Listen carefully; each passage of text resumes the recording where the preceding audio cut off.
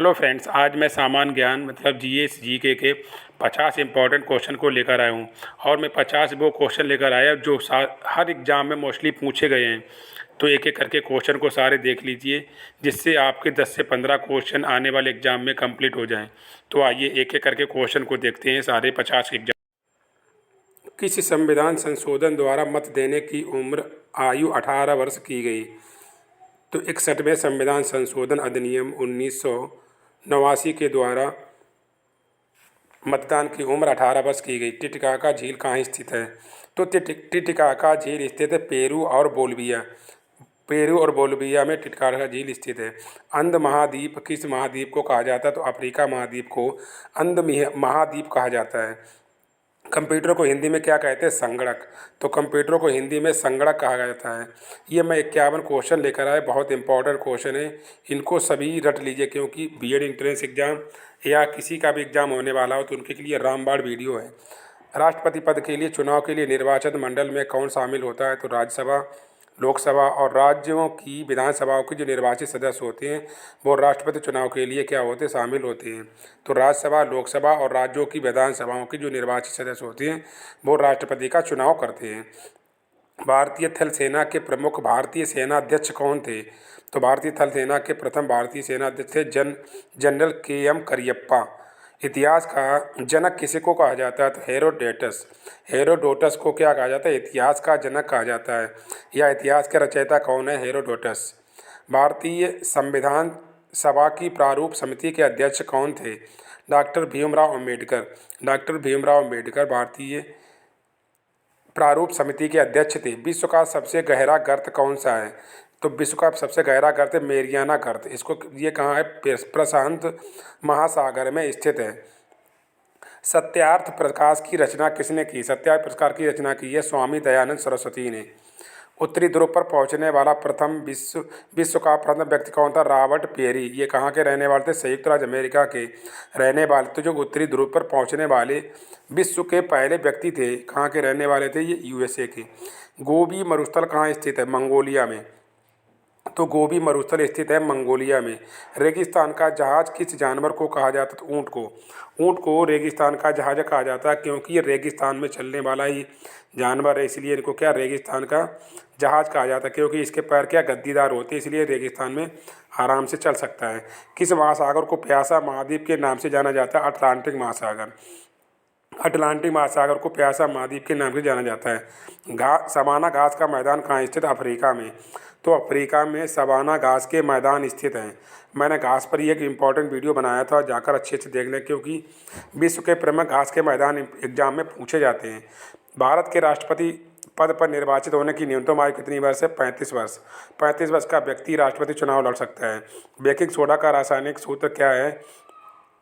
NaHCO3। NaHCO3 NaHCO3 क्या है?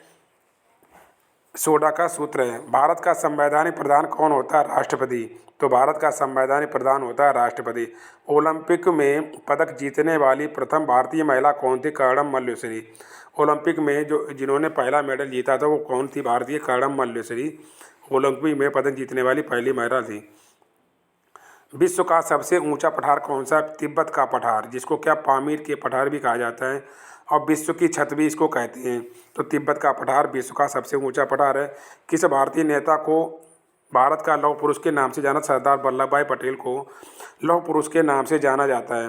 भारत और पाकिस्तान के सीमा रेखा को किस नाम से जाना जाता है? Red Cliff. तो भारत और पाकिस्तान की सीमा रेखा को रेड क्लिफ के नाम से जाना जाता है। भारत में पहला परमाणु परीक्षण कब और कहाँ हुआ था? 14 मई 1974 को पोखरण में पहला भारत का परमाणु परीक्षण किया गया था। 14 मई 1974 को पोखरण, राजस्थान में। स्वाइन फ्लू किस विषाणु से फैलता है? H1N1। H1N1 विषाणु फैलता है। H1N1 swine flu. विश्व स्वास्थ्य संगठन कहाँ स्थित है? जेनेवा में, स्विट्जरलैंड में। तो विश्व स्वास्थ्य संगठन जेनेवा, स्विट्जरलैंड में स्थित है। आइए नेक्स्ट क्वेश्चन देख लेते हैं। सुपीरियर जेल कहाँ स्थित है? तो सुपीरियर जेल कहाँ स्थित है? संयुक्त राज्य अमेरिका और कनाडा में। संयुक्त राज्य अमेरिका और कनाडा में सुपीरियर जेल स्थित है। भारत का नेपोलियन किसे कहा जाता है? समुद्रगुप्त को। तो समुद्रगुप्त को भारत का नेपोलियन कहा जाता है। ये मैं 50 क्वेश्चन की सीरीज करा रहा हूँ, अच्छे से पढ़ लीजिए सब, और आने वाले एग्जाम के लिए बहुत यूजफुल होगी वीडियो आपके लिए। रेबीज के टीके की खोज किसने? लुई पास्चर ने रेबीज के टीके की खोज की है। रेबीज का टीका कुत्ता के काटने से लगता है। सुपीरियर झील कहाँ स्थित है? संयुक्त राज्य अमेरिका और कनाडा में। संयुक्त राज्य अमेरिका और कनाडा में सुपीरियर झील स्थित है। आइए नेक्स्ट क्वेश्चन देख लेते हैं। चंद्रमा पर भारत को चंद्रमा पर मानव को पहुंचाने वाला प्रथम अंतरिक्षयान कौन था? अपोलो 11। अपोलो 11 था जो चंद्रमा पर मानव को पहुंचने में इसका योगदान था। सही। अंतर्राष्ट्रीय मुद्रा कोष IMF का मुख्यालय कहाँ है? Washington DC। तो वाशिंगटन DC में IMF का मुख्यालय है। USA में, मतलब संयुक्त राज्य अमेरिका में। राज्यों में संवैधानिक तंत्र विफल होने पर राष्ट्रपति शासन किस अनुच्छेद के आधार पर लगाया जाता है? अनुच्छेद 356 के द्वारा राष्ट्रपति शासन लगाया जाता है। किस अनुच्छेद के तहत 6 से 14 वर्ष के बच्चों को निःशुल्क शिक्षा दी जाती है? अनुच्छेद 21A। लोकसभा का सदस्य बनने के लिए न्यूनतम आयु कितनी होनी चाहिए? 25 वर्ष। जो व्यक्ति 25 वर्ष का हो जाएगा वो लोकसभा का सदस्य बन सकता है, मतलब सांसद लड़ने के लिए वह क्या हो जाता है? लड़ सकता है, मतलब सांसद लड़ सकता है चुनाव। भारत का राष्ट्रीय जलीय जीव कौन सा है? डॉल्फिन। गंगा डॉल्फिन है भारत का राष्ट्रीय जलीय जीव के रूप में चुना गया है। भारत छोड़ो आंदोलन की शुरुआत कब हुई थी? 8 अगस्त 1942 को भारत छोड़ो आंदोलन की शुरुआत हुई थी। भारत में सफ़ेद क्रांति का जनक कौन है? तो डॉक्टर वर्गीस कुरियन को सफ़ेद क्रांति का जनक कहा जाता है।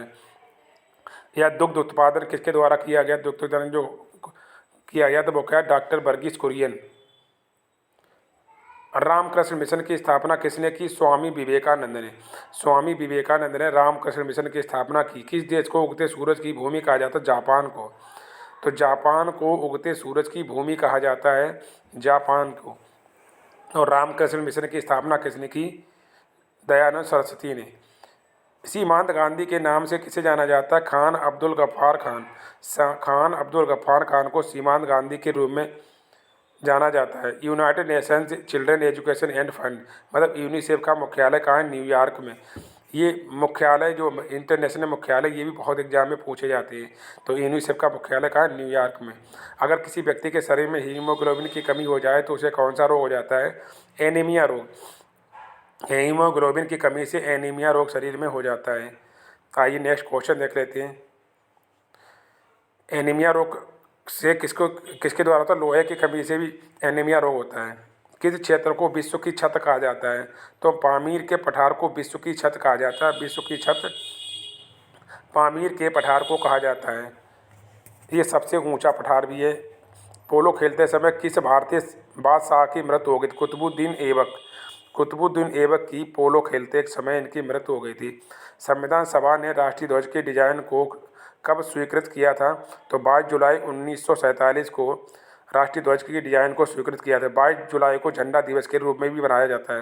प्रसिद्ध कोहिनूर हीरा कहाँ से प्राप्त हुआ था? गोलकुंड की खान से प्रसिद्ध कोहिनूर हीरा प्राप्त हुआ था। डॉक्टर भीमराव अम्बेडकर का जन्म कहाँ हुआ था? महू, मतलब मध्य प्रदेश में डॉक्टर भीमराव अम्बेडकर का जन्म हुआ था। भारत में सर्वाधिक वर्षा वाला स्थान मासिक नाम किस राज्य में स्थित है? मेघालय में। इससे पहले चेरापूंज स्थान था, अब क्या? मासिन राम। मेघालय में सबसे ज़्यादा वर्षा होती है। तो ये भी क्वेश्चन बहुत पूछा जाता है। प्रथम भारतीय डाक टिकट कब और कहाँ छापा गया? तो जुलाई 1854 में कलकत्ता में प्रथम डाक टिकट छापा गया था। और किसके शासनकाल में? डलहौजी के शासनकाल में। विश्व में ऐसी कौन सी झील जो प्रत्येक 12 वर्ष में मीठे खारे के रूप में परिवर्तित होती? तिब्बत की जो झील है वो क्या? मीठे खारे के रूप में परिवर्तित होती रहती है। उच्चतम न्यायालय की पहली महिला न्यायाधीश कौन थी? मीरा फातिमा। वो मीरा शाही फातिमा बीबी, ये उच्चतम न्यायालय की पहली महिला न्यायाधीश थी।